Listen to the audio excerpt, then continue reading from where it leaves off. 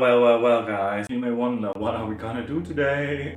That's a good question. So, we did a scraps bag recently, and this inspired me to do another bag with scraps. Someone commented under that video something that I never heard of, which I can't really recall what that something was called right now. Okay, this might be the worst introduction I ever gave. Okay, I found it. Crusting. Completely filling in a fabric with little scraps that fray on the edges and kinda look like a crust. It's more sewing. Sewing? I have an announcement. I don't think we're gonna crust, guys. Technically, this intro is getting worse by the minute, because we're not gonna sew. But basically we're gonna embroider scrap on a bag. I'm gonna call this one anyway. Crusted clutch? I know, but it was the only alliteration I could come up with. Grab your scraps. And today I'm gonna stick to denim jean scraps for multiple deep reasons. 1, it's pretty. 2, I have a lot of them. 3, it's pretty. I already had that one. And 4, not unimportantly, it is more sustainable. Hear me out. If you're gonna use like synthetic fabrics for this, maybe reconsider. The whole entire bag is gonna be a raw edge, living on the edge. Do I hear a over the edge kind of situation? And we do not want to shed microplastics. Wow. But seriously, this is gonna shed worse than my maturing hairline. Just something to be aware of. Which might be a reason to do this step outside, especially if you're ripping, because to make it crusty, it's gotta be dusty.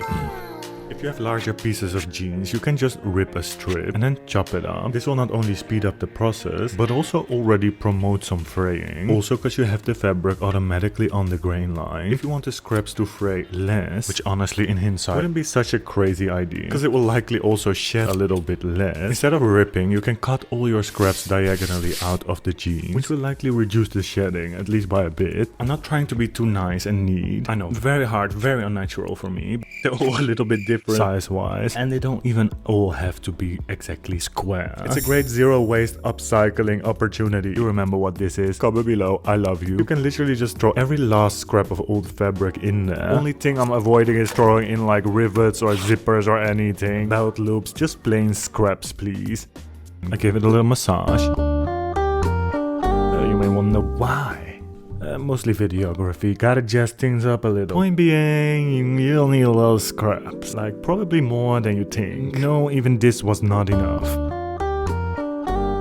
Okay, enough. Long story short, you may skip the massages at home. Then I thought it would be a great idea to wash the scraps, just like that, in the washing machine. Make the edges fray a little bit more. Take a wild guess. Was it a great idea? 1 washing cycle later. Well. So, there's mess in every crevice of the machine. Yeah, I also mixed some clothes in, saving energy. So now my red sweater had weird blue pilling, and part of the scraps just disassembled and died. This is exactly what I wanted to do. Which scraps? They totally annihilated. And I thought that couldn't really have gone worse, but take a wild guess. 1 washing cycle later. Well. Convenient that the washing machine is gonna tell you filter is entirely clogged the next time it's completely full of water. How convenient. They put the filter at the bottom so you can hardly catch up the water. Moral of the story, I'm stupid and maybe use a wash bag. Maybe. That's a lot of scraps. Beautiful. I guess main requirement is big hole and sharp tips. Ooh, these are huge. Ooh, these are also huge. Why are these needles so thick? So I bought needles that said embroidery without giving it too much thought, but then you get like actual embroidery needles. That sounds so stupid. But they're meant for hand embroidery. But highly inconvenient for what we are gonna do, because they have humongous holes and they're really thick. So harder to drag through your fabric. Better pick just a regular longer needle that is not too hard to thread. If you love magic, and who does not, you can try those magic needles that are basically a lot easier to thread. Don't forget, we have about 1,000 scraps to do. So we want to be a little strategic about these things. Personally, I only had a good experience with the left ones that I couldn't find in store. But if you can, then just pop your thread into the top. They might actually save you some time. They're even in this upside down. Woo! Stuck. Start at the bottom of the bag because it's gonna be harder to reach all kind of crap here or scraps. Then you might actually want to make a sample first, practicing a little bit what technique you want to use. But I'm just gonna go straight in. I'm a little bit afraid that this is already gonna take forever. So if your lining is closed, probably it's closed. You're not like me and never finish the bag. Just open it with a seam ripper for a little bit so you can reach inside. Oh my god, it's You can leave it like this. What you actually don't want it to hang so loose. Not a problem. We're just going to pick up a little bit of fabric again and then tighten it. If you're wondering, I'm using an old upcycled jeans bag of mine. If you want to sew a bag from scratch, like this baguette bag, there's a whole bags playlist on my channel. But you can also just take a fabric bag that you already have and make sure you can pull your needle through easily, because otherwise it's gonna be annoying pretty damn quickly. That's really strong. So I would say this is actually a little bit thicker than normal sewing thread, I guess. Number 80, that's the color, I guess. I do think 80 might be the thickness. Just do this. Oh, well, not too hard, but feel if it's a little bit strong. Usually these are the threads that are branded, so you don't want to walk around and leave denim scraps all around town. It's a little bit in the FAFO phase. Maybe I can sew each scrap kind of like a button and then wrapping my thread around it a little bit to make it a little bit more three-dimensional. However, just remember, everything you do, you have to do about 1,000 times. Only getting more work. Let's not do it for now. You might as well have the knot inside of the flower, I guess.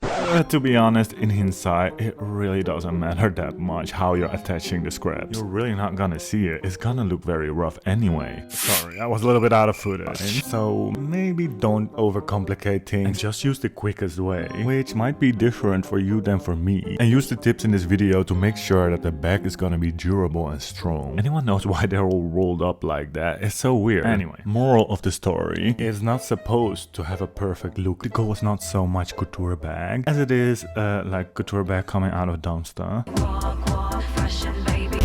The explanation for beginners: start with a double or triple knot at the end of your thread. You can do this by grabbing the thread between thumb and index finger, rolling it one time around your index finger, then roll this loop off your finger whilst you still hold it, and when you then keep pulling, it's like magic, because you should have a knot. Preferably don't let go of the thread like I'm doing here. Just repeat all steps 1 or 2 more times and you should get the knots exactly at the same spot. It sounds a lot more complicated than it is, but it's a good hack to get on top of your knotting game. Then I go inside the bag. The only thing is we have to watch out to not go through the lining. Get my needle out where I want to place the scrap. Then at that same spot, pick up a little bit of fabric, just a few threads, pulling it through, but leave a little loop. Then I go with my needle through this loop to create a little knot in the fabric, basically. Now your thread is fixed. Repeat if you're motivated. Otherwise, grab your scrap. Hold them a little bit like it's a denim flower. You know what I mean? In the beginning, I was sort of squeezing them all together like this. Eventually I just folded them, which is a bit quicker, and I don't feel like it really mattered for the end result anyway. I pick up a bit of the fabric again, then also pick up a little bit of fabric on the bag, tighten it, and do this a couple of times, whilst sometimes also leaving this little loop in the same way as before, so I can get my needle through and make a little knot. If you're wondering what's on my finger, by the way, no, I didn't cut myself. Life hack hot tip for my fellow fat-fingered friends, which, side note, alliteration of the day, that do not fit in a regular sewing thimble. Nope. I'm just using a little bit of medical tape around my finger. Try it out, thank me later. Then I had this genius, brain fart, because it was not that genius at all. I don't know, I thought maybe we should just go inside. Very clever. Since embroidering a flower shape would take too long, why not use some fabric glue to create the same effect? To hold these things a little bit in a certain kind of position.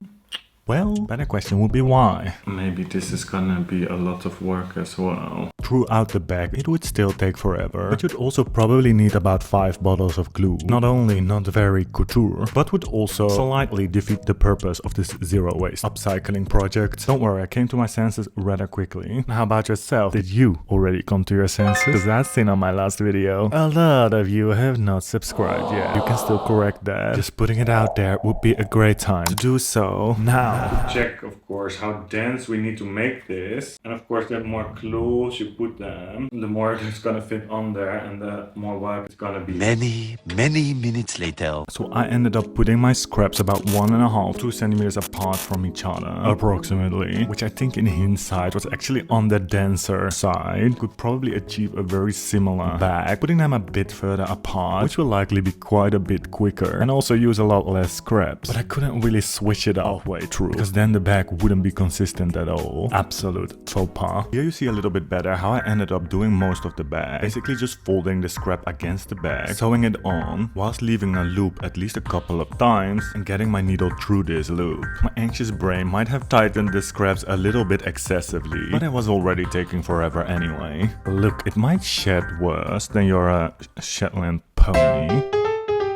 Oh, hang on, that's shed with a T, never mind. But if you follow my exact steps, use the right thread, the scraps are not gonna fall off, okay? Never, ever, ever, ever. One more time-saving hot tip. Sorry, baby, but I have no time to wait. And basically the strategy I ended up using was not to go inside the bag at all. In the beginning, after each scrap, I was going inside the bag, kept my needle out a little bit further, sew the scrap on, and go inside the bag again, which you're kind of only doing to not have any visible embroidery thread on the outside of your project. However, since everything is gonna be completely covered anyway, anchor it down in the fabric now again, for example, in the same way, just because we don't want to create any tension on the base fabric basically. So I just stay on the outside, just anchoring my thread down a little bit further and see much easier where you're exactly going. Ideally, you might want to take a thread that matches your bag collar. But yeah, what's ideal in this economy, right?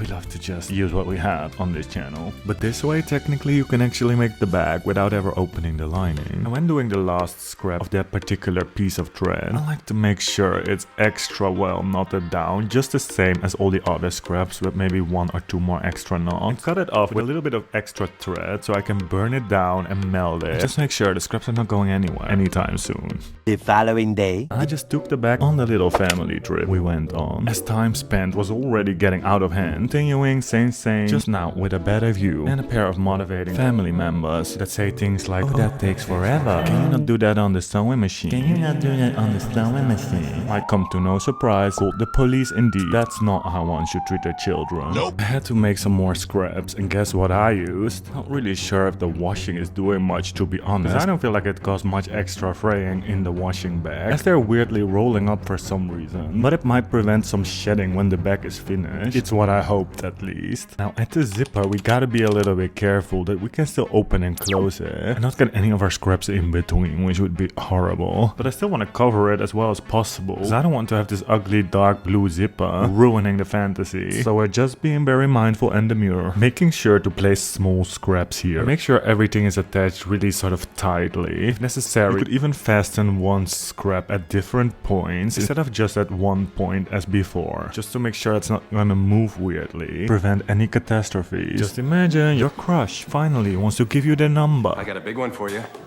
but you can't open your bag. I got it. Nope. To do or not to do?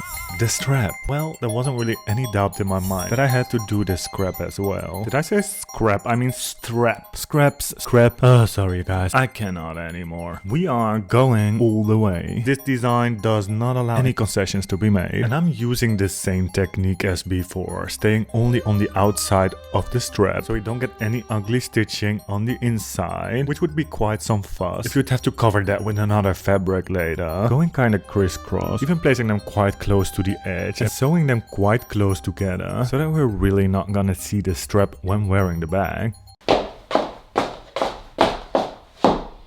Well guys, that took an exceptionally long time, especially with some sleepless nights from the upper neighbors. My videos take a little bit too long to make. If you enjoyed it, please support it in the algorithm, because the algorithm hates me. Like it, subscribe if you want to see more, leave a comment, even if it's just cross-tastic. As well as thank you to my Patreons and that one person that sent a super thank you kind of tip thing in the comments. I appreciate it. And thank you everyone for all the positive reactions to my last video. That was much appreciated and much welcome. So thanks so much. I hope to see you in my next video, and I hope you like the bag. So it might look a little bit flat if you walk the whole day like this with the full weight of your arm on it. Not a problem, but be careful. Just treat it like a guinea pig. Roughen it up. Don't go against the hair. No, I'm just kidding. But just roughen it up. Don't be too wild with it. It's durable, but it's just shedding a little. I warned you. And don't do it.